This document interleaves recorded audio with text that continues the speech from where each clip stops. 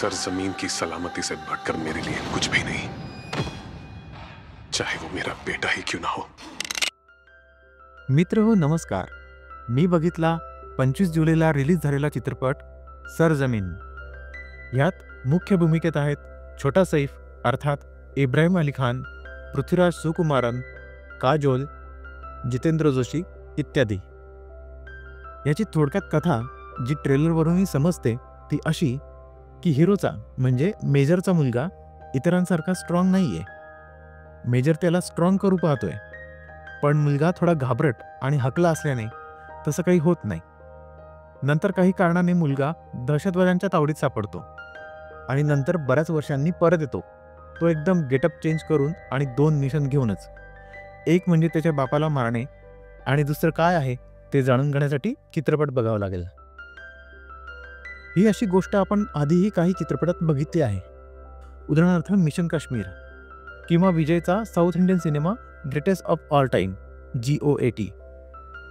हा चित्रपटही त्याच टाईपचा आहे। आपण याला मिशन काश्मीरची सुधारित आवृत्ती देखील म्हणू शकतो।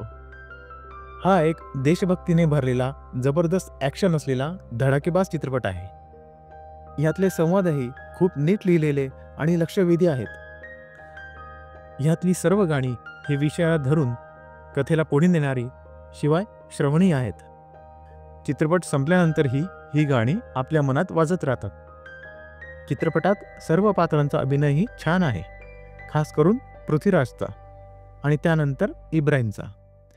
इब्राहिमने स्वतःला ॲक्टर म्हणून सिद्ध करणे अजून बाकी आहे, पण ह्या चित्रपटाच्या निमित्ताने त्याने त्याची अभिनयाची चुणूक दाखवून दिली आहे।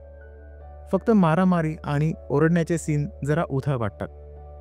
ह्यातल्या मेन विलननेही चांगला अभिनय केला आहे, त्या मानाने काजोलचा अभिनय जरा ठीकठाकच म्हणावा लागेल।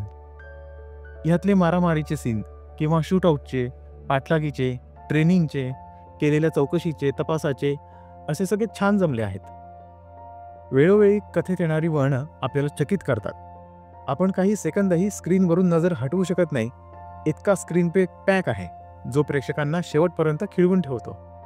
यातले स्टंट्स आणि VFXही चांगले आहेत। खटकणाऱ्या गोष्टींबाबत बोलायचे झाले तर चित्रपटाच्या शेवटी आलेला आणि पूर्ण कथेलाच कलाटणी देणारा ट्विस्ट उगाच घातला असे चित्रपट संपेपर्यंत सतत वाटत राहतं। तोपर्यंत चित्रपट खूप छान योग्य ट्विस्ट घेत आणि योग्य इमोशन्स आपल्यापर्यंत पोहोचवत आलेला असतो। यातला हिरो कधी खूप स्ट्रॉंग तर कधी खूप हतबल दाखवला आहे। अगदी एका सीनमध्ये काजोल वर्दीमध्ये असलेल्या आपल्या हिरोला कानशिलात मारताना दाखवले आहे। ह्या व्यतिरिक्त ह्या चित्रपटातील अतिरेक्यांचे मिशनही खूप मोठे असे काही नव्हते, त्यामुळे त्या संदर्भात आता काय होईल वगैरे जे प्रेक्षकांना वाटायला हवे ते वाटत नाही। काजोलने वेळोवेळी त्याच्या मुलाला पाठीशी घालणेही आपल्याला खटकते। तो जर 8 वर्ष शत्रूमध्ये राहून आलेला आहे तर साहजिकच कोणीही विचारेल की तू नक्की तूच आहेस ना, तू आत्ताच कसा आला, कुठे होता, काय करत होता वगैरे वगैरे। आणि हा तर आर्मी ऑफिसरच्या घरी आला होता, पण काजोल प्रत्येक वेळेस त्याला काहीच विचारायचे नाही, काहीच बोलायचे नाही असा पवित्रा घेते। याशिवाय पुन्हा एकदा बॉलिवूडने आणि करण जोहरने त्याची विकृत मानसिकता दाखवत अतिरेकी कसा हालात से मजबूर होके बनता है, भटका हुआ नौजवान वगैरे वगैरे दाखवण्याचा प्रयत्न केला आहे, जो की आता काम करणार नाही, कारण सगळ्यांना सगळं आता माहीत झालं आहे। असो, मी सरजमीन ह्या चित्रपटाला देईल 10 पैकी 6.5 मार्क्स, कारण काही ठिकाणी हा चित्रपट जरी पटत नसला तरी ह्यातल्या हिरोची देशभक्ती आणि सांगितलेली नेशन फर्स्टची पॉलिसी सर्वांना एक स्ट्रॉंग संदेश देते आणि ह्यातले इमोशनल सीन काही प्रमाणात का होईना मनाला भिडतात। बाकी तुम्ही हा चित्रपट बघितला असल्यास तुम्हाला कसा वाटला ते कमेंट बॉक्समध्ये सांगा। व्हिडिओ आवडला असल्यास व्हिडिओला लाईक करा, चॅनलला सबस्क्राईब करा। आपण भेटूच पुढच्या व्हिडिओमध्ये। धन्यवाद।